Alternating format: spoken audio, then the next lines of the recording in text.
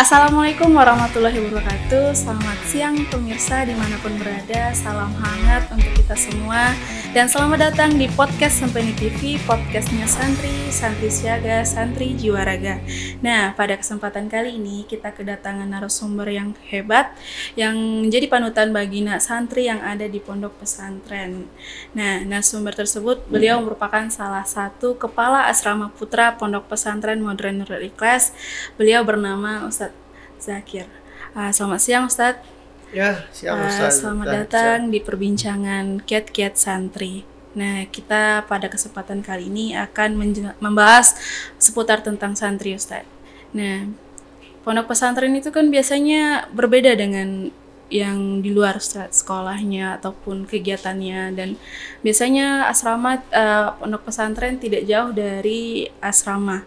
Nah, karena santri tersebut tinggal di asrama dan jauh dari orang tua, pasti ada kendala-kendala yang terjadi terhadap santri tersebut Ustaz.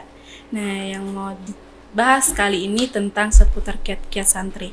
Nah, saya mau bertanya, apa sih pola hidup yang diterapkan kepada santri-santri agar menjadi anak yang lebih mandiri Ustaz? Ya, sebelumnya kita perjelas dulu ini tentang pondok pesantren ya, namanya pondok pesantren. Santri itu mondok. Oh iya. Jadi santri mondok itu artinya ya dia mondok. Kalau zaman dahulu di pondok-pondok kecil, tapi karena sekarang sistem kita zaman sudah berkembang, sistem sudah maju juga, maka ada namanya pondok pesantren modern. Jadi memang asramanya dibuatkan bukan di pondok-pondokan lagi, tapi sudah sistem asrama. Nah, memang untuk santri Nurul Ikhlas, seluruh santri baik dia tinggal di daerah jauh atau tinggal dekat, atau bahkan mungkin ada anak-anak dari pegawai atau ustadz-ustadz kita yang ada di dalam komplek pondok sendiri wajib tinggal di asrama. Itu aturan dari pondok pesantren Modern Nurul Ikhlas. Nah, di sini kapasitas saya sebagai kepala asrama putra tentu hanya membicarakan lebih khusus kepada asrama putra, karena kan ada perbedaan pembinaan antara membina anak laki-laki dengan membina anak perempuan, walaupun secara umum sama. Oke. Jadi pola hidup santri yang perlu yang kita terapkan di asrama itu adalah pola hidup bagaimana hidup mereka ideal, tidak banyak waktu yang terbuang, dan seluruh waktu mereka itu tergunakan seefisien mungkin.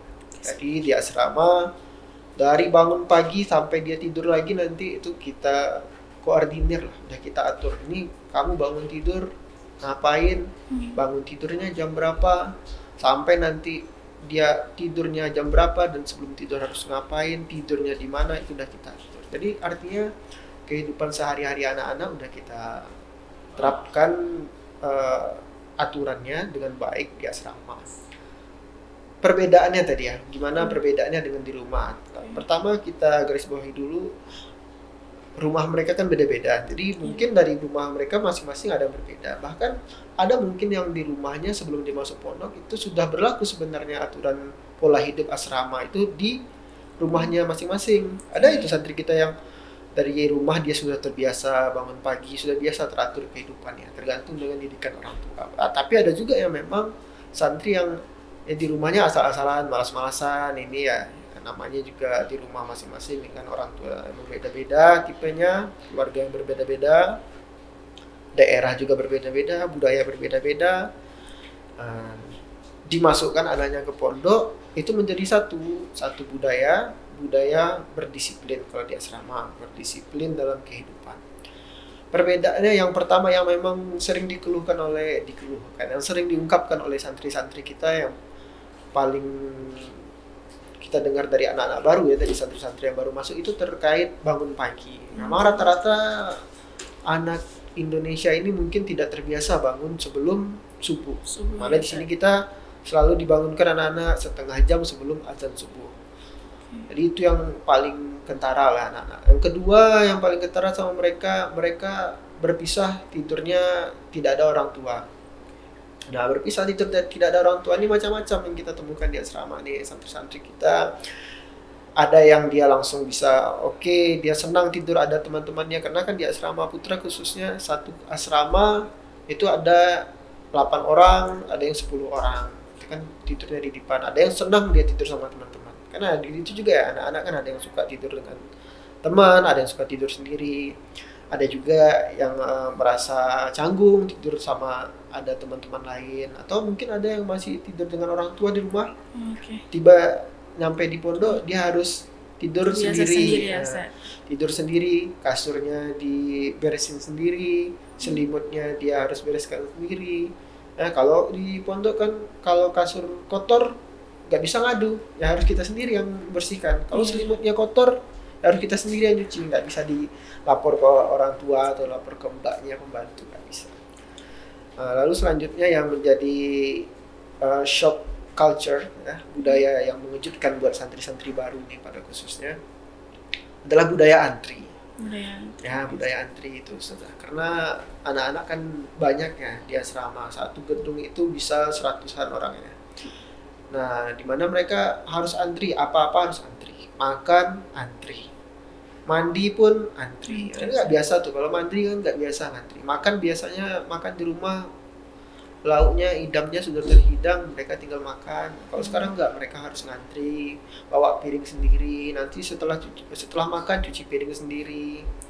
Nah itu biasanya beberapa hal yang mengejutkan lah buat anak-anak. Mungkin beberapa anak-anak, apalagi anak-anak zaman sekarang, ya, kehidupan asrama yang pola hidup asrama yang membuat mereka shock satu lagi adalah tidak bolehnya santri kita membawa barang elektronik, khususnya smartphone. Nah, ini menjadi kendala buat kita di asrama karena anak-anak itu sudah ada yang kecanduan dengan smartphone.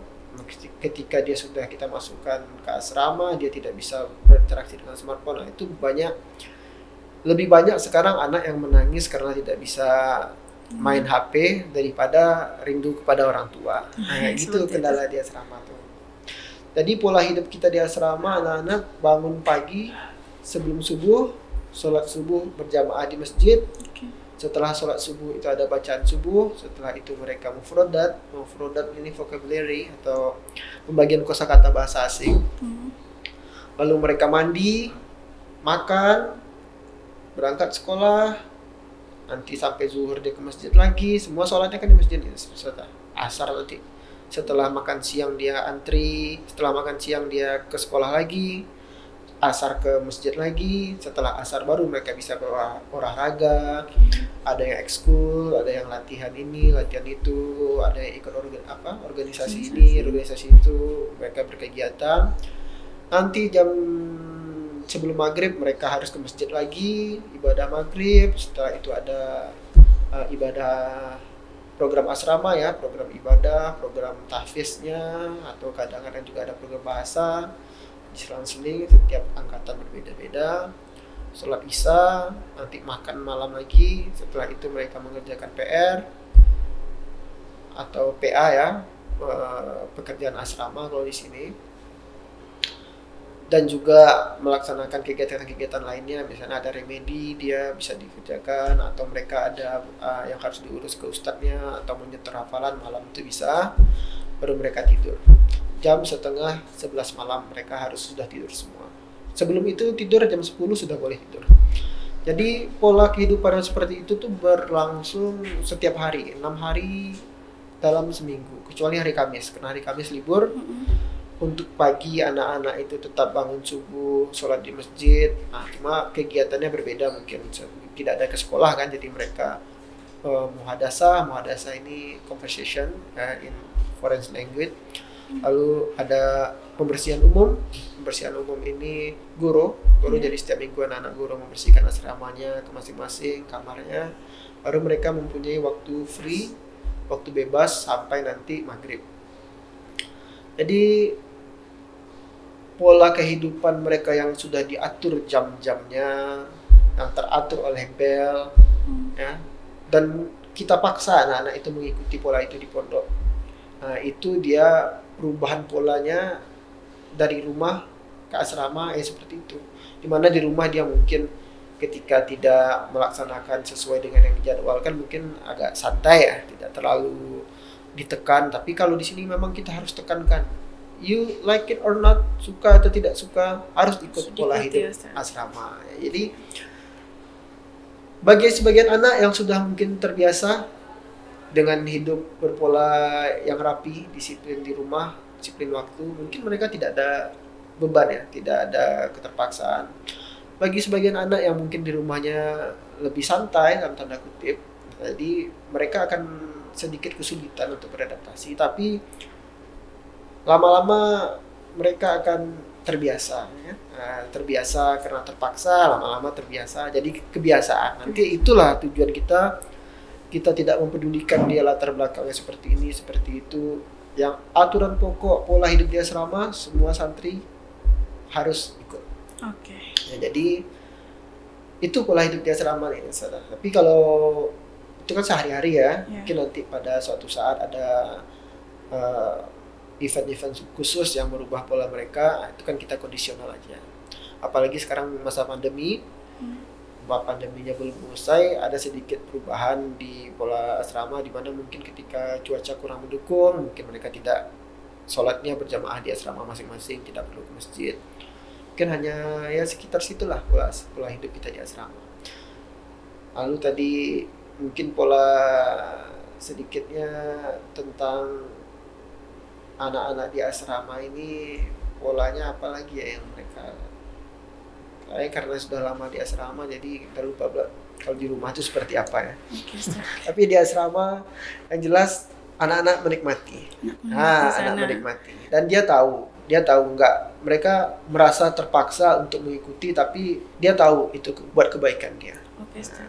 Nah, jadi kan tidak semua anak-anak itu memiliki sikap dan sifat yang sama, Ustaz. Pasti ada yang melanggar, Ustaz. Benar. Nah, jadi bagaimana sih cara Ustaz menyikapi anak-anak yang melanggar etika yang ada di asrama dan melakukan kesalahan yang fatal itu, Ustaz? Iya. Setiap aturan pasti ada pelanggaran. Dan yang kita ajarkan di sini adalah setiap kali santri berbuat dan dia tahu kalau dia melanggar, dia harus berani bertanggung jawab terhadap kesalahannya. Jadi kita tidak menitik beratkan kepada sanksi. Yang kita titik beratkan adalah bagaimana santri itu mau bertanggung jawab. Nah, bagaimana pertanggungjawabannya? Itu sudah ada di poin-poin aturan yang kita bacakan kepada santri, yang sudah disepakati juga kepada orang tua, pada santri sebelum mereka masuk. Ini aturannya, kalau kamu melanggar, kalau anta melanggar, nanti akan ada konsekuensi. Ada konsekuensi. Dan untuk pelanggaran itu sudah berlapis-lapis. Ada pelanggaran ringan, ada yang sedang, ada yang berat. Setiap pelanggaran mempunyai sanksi yang berbeda. Nah, jadi contohnya pelanggaran ringan itu terlambat ya, terlambat atau mungkin dia menggunakan bahasa asing, bahasa daerah ya, dia menggunakan bahasa daerah, tidak menggunakan bahasa asing atau tidak menggunakan bahasa resmi kita di pondok ini kan ada 4 bahasa itu kan, bahasa Arab, Inggris, Mandarin sama Jepang. Atau mereka mungkin dalam berseragam baju ini harusnya baju kemeja wajib dimasukkan, mereka tidak masukkan baju, atau mungkin hanya kita tegur. Kita tegur sampai kalau kan udah ditanda itu ini anak ini udah terlalu sering, baru kita naikkan sedikit sanksinya. Mungkin dari teguran kita kasih dia tugas, apakah berbentuk hafalan atau berbentuk tugas mengarang ya, atau membuat kalimat thayyibah itu biasanya untuk pelanggaran-pelanggaran rendah. Atau kita suruh dia membersihkan lokasi-lokasi yang perlu dibersihkan ya, kerja sosial lah istilahnya. Untuk pelanggaran yang lebih berat sedikit ya, itu contohnya dia membawa handphone ya, atau membawa barang-barang yang terlarang. Itu sanksinya kalau untuk barang kita ada sepakati, setiap membawa barang yang sudah ditetapkan tidak boleh dibawa, itu barangnya yang pasti tidak akan kembali. Bagaimana tidak akan kembalinya? Kalau tidak bisa kita manfaatkan untuk kepentingan bersama, kita musnahkan. Jadi kayak smartphone ini sudah udah banyak nih yang hancur. Mungkin kontroversi sebenarnya ya. Apakah tidak marah orang tuanya? Ya, itu kontroversinya. Kontroversi dalam arti banyak juga yang menyayangkan. Kenapa harus diginikan? Kenapa terlalu ketat?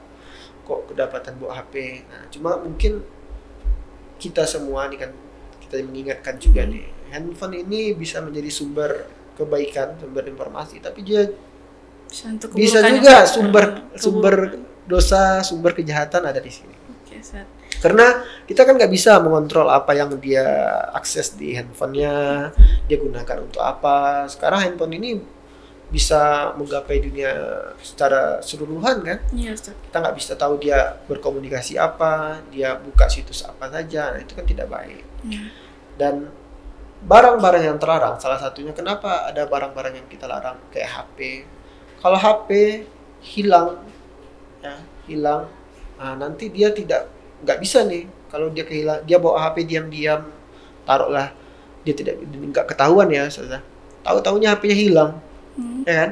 HP-nya hilang, ini berbahaya. Artinya dia nggak mungkin ngadu sama ustadznya. Ustadz, HP Ana hilang Ustadz, kan nggak mungkin karena HP terlarang. Iya, Nah, Ustadz. disinilah banyak nanti proses-proses ibaratnya kita menyelesaikan masalah sendiri. Nah, di sini nih nanti bisa berujung kepada perkelahian. Nah, nih dituduhnya temannya misalnya, "Anta yang ngambil HP Ana ya." Karena dia ini kan sudah out of the rules kan, sudah di luar aturan. Jadi mereka nggak mungkin membawa dia ke dalam aturan untuk penyelesaiannya.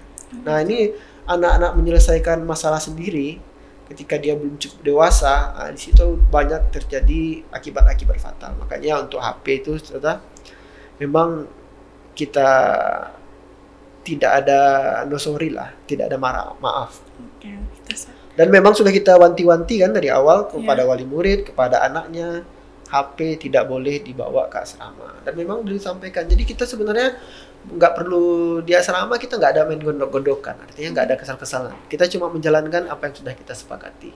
Kita bilang A, kita laksanakan A. Kita bilang B, laksanakan B.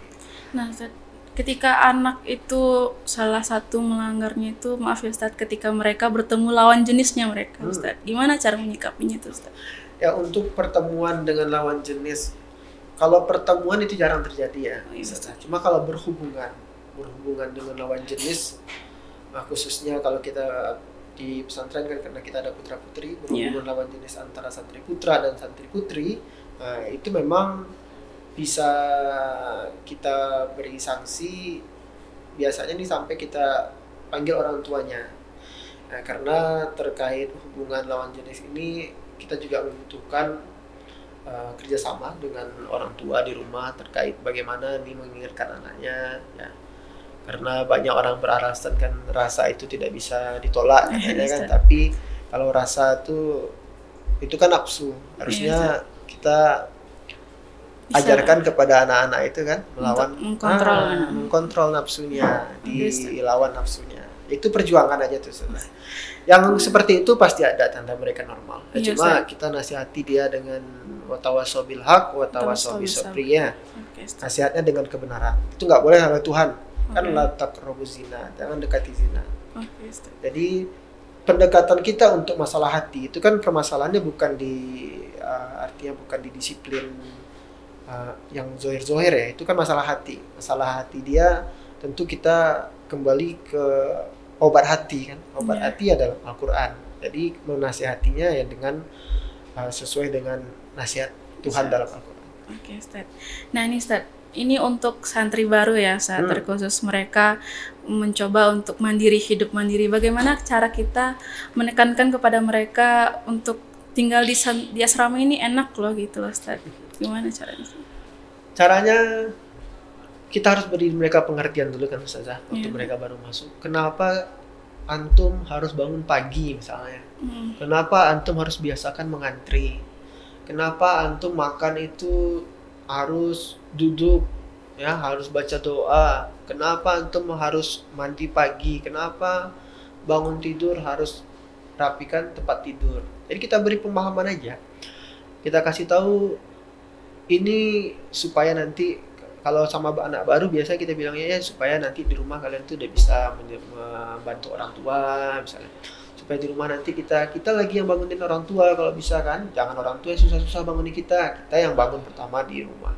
Jadi motivasi kita kepada santri itu bagaimana mereka untuk anak baru ya sudah bagaimana nanti mereka bisa berguna gitu ilmu dia yang mereka rutinitas mereka sehari-hari ini berpengaruh positif terhadap bagaimana dia pulang ke rumah nanti.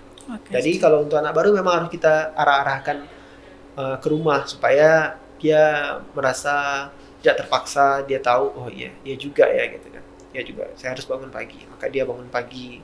Saya harus merapikan tempat tidur, maka dia rajin merapikan tempat tidur. Nah, tapi nanti itu berbeda lagi nanti kalau misalnya anak barunya di SMA itu ada perbedaan sedikit karena anak SMA dia sudah puber ya, sudah balik, sudah bisa berpikir. Oke, Ustaz. Nah, jadi kalau untuk anak SMA, anak baru rata-rata itu tidak terlalu menjadi masalah lah kalau untuk disiplin asrama. Mereka rata-rata yang sudah masuk pondok itu sudah tahu di asrama itu seperti ini. Nah, udah siap. Ya, kalau mereka siap, kita kan namanya di sini penerimaan murid ya, Iya, saya. iya, Ustaz. Murid itu kan dari kata aroda yuridu ya, Iya, yang mau. Ustaz. Yang mau saja. Nah, Ustaz. jadi kalau dia sudah mau, kita kan enak nerimanya. Iya. Tinggal Walaupun ikuti. mereka tanpa paksa, Ustaz. Nah, walaupun mau karena terpaksa, anaknya nggak mau, kalau orang tuanya mau, ya mereka masih tanggung jawab orang tua kan, ya kita bina juga. Kecuali dua-duanya udah nggak mau, ya orang nggak mau kan nggak bisa kita bina. Gitu, Ustaz. Nah, gini, Ustaz. Ada beberapa santri misalnya dia sakit atau gimana, Ustaz. Itu mereka langsung dibawa ke klinik atau ke rumah sakit atau langsung dipulangkan, Ustaz?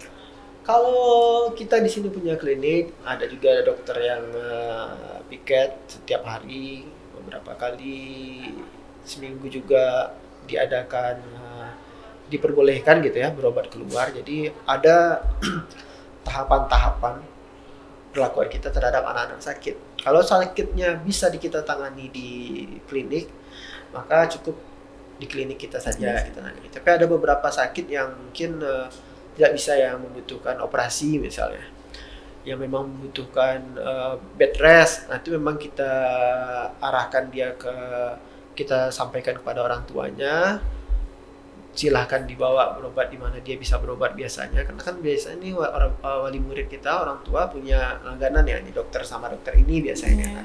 Dia bisa berobatnya di sini nih Ustaz, nggak apa-apa kita izinkan kalau untuk penyakit-penyakit yang memang tidak bisa kita tangani di sini. Lalu untuk itu diizinkan pulang tuh Ustaz. Di situ dia baru boleh izin pulang beberapa hari sampai sembuh. Kalau dia berobat di rumah sakit?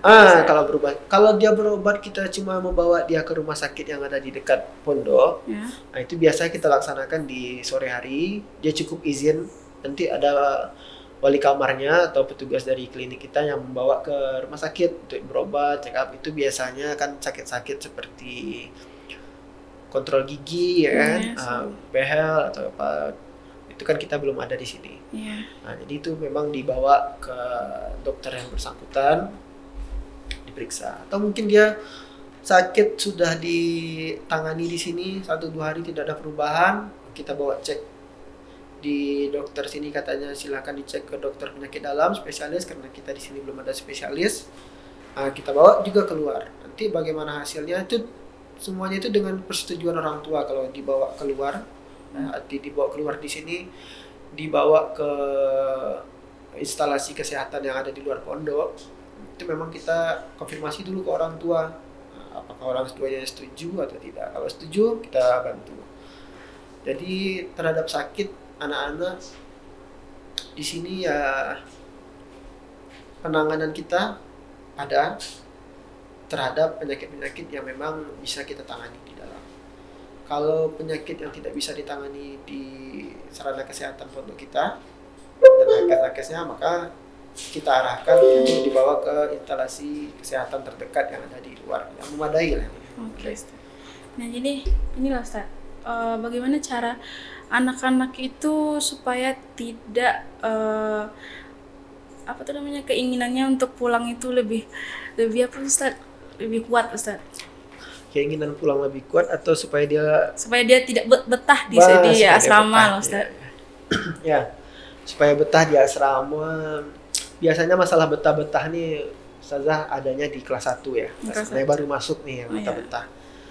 Jadi memang salah satunya Ustadz wali asrama itu memang paling banyak kita tempatkan di asrama kelas 1. Bahkan satu kamar tuh 1 orang Ustadz. Harapannya Ustadz ini bisa menjadi ganti orang tua mereka. Jadi mereka setengah mandiri, setengah ketergantungan dengan orang tua. Tapi orang tua yang ada di pondok, wali kamarnya. Jadi mereka sering ngadu, ya. Kiat kita di asrama sering bercerita kepada anak, sering mendengarkan, mau mendengarkan anak-anak itu. Jadi apapun cerita mereka kita dengarkan, kita motivasi, banyak motivasi.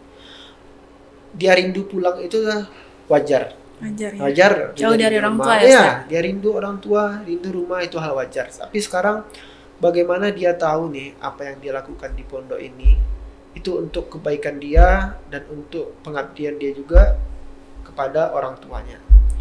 Nah, ketika anak-anak itu udah paham kan, kalau kayak sekarang udah hampir 5 bulan ya anak-anak santri baru itu di sini, itu insya Allah udah nggak ada lagi yang nggak betah. Kenapa? Karena dia udah tahu, udah terbiasa. Betah, tidak betah ini kan karena kita masuk ke lingkungan baru kan. Tapi kalau sudah menemukan lingkungan baru dan dia merasa nyaman di lingkungan barunya, dia kan betah. Yang rindu rumah pasti banyak juga anak-anak tuh yang datang ke ustadz-ustadznya, bahkan datang ke saya sendiri hanya untuk numpang nangis, Ustaz. Kenapa nangis? Lagi rindu orang tua. Mau ditelepon orang tuanya? Nggak usah, Ustaz, nanti nama rindu. Jadi memang anak-anak itu berjuang juga dia untuk melawan rindunya. Bukan melawan rindu ya, menahan rindunya gitu ya. Tapi kita nggak juga kita suruh anak-anak itu lupakan orang tua. Ya, ingat terus orang tua, cara dia berbakti, bukti dia itu sayang ke orang tuanya, baik-baik di pondok, belajar dengan baik ya.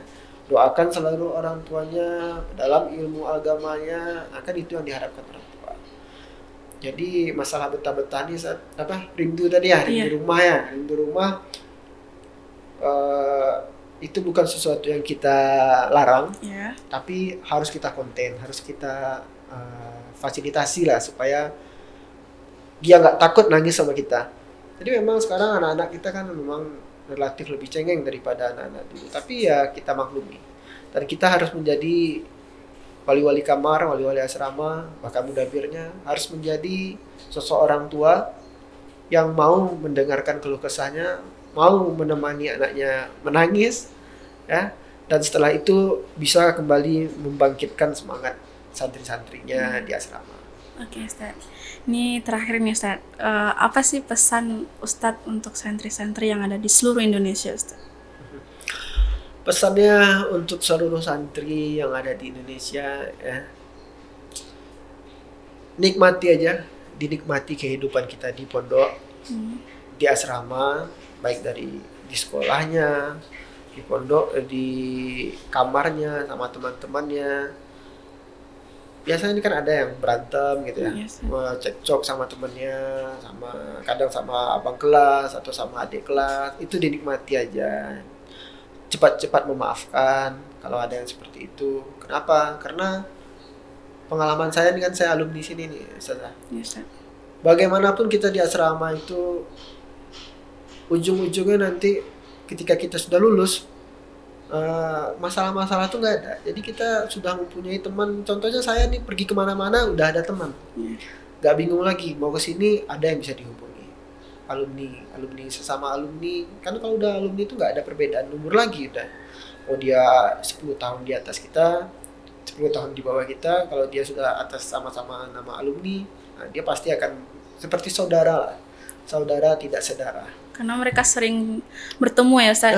Satu kamar, sering setiap hari 24 jam. Ya, kata orang kan ikatan batin itu terjadi ketika sudah merasakan pahit manis kehidupan bersama-sama. Jadi asrama kan kita sama-sama merasakan pahit manisnya itu. Asrama itu saja miniatur dari kehidupan di dunia. Jadi kalau ada masalah dihadapi.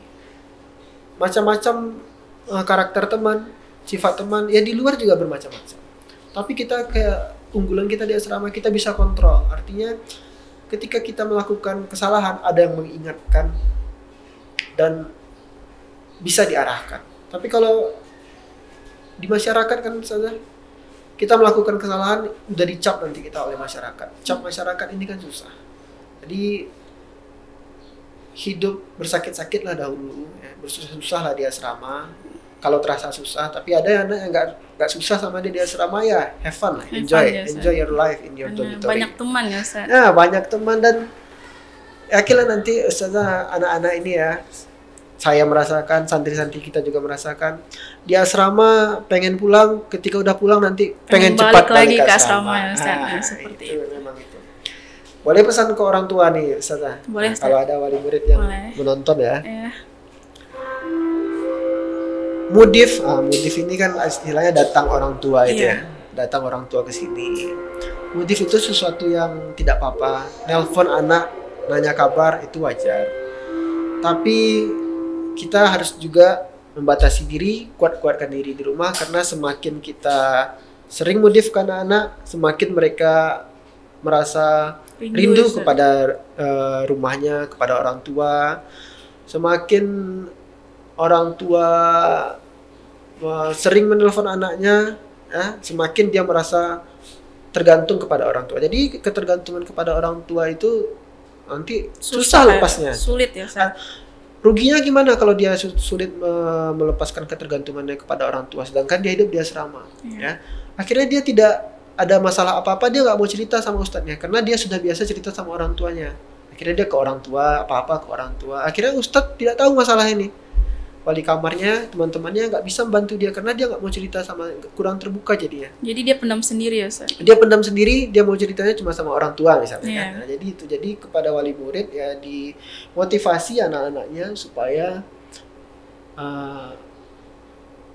percaya, terbuka kepada teman-temannya di asrama, kepada ustadz-ustadznya di asrama, ya.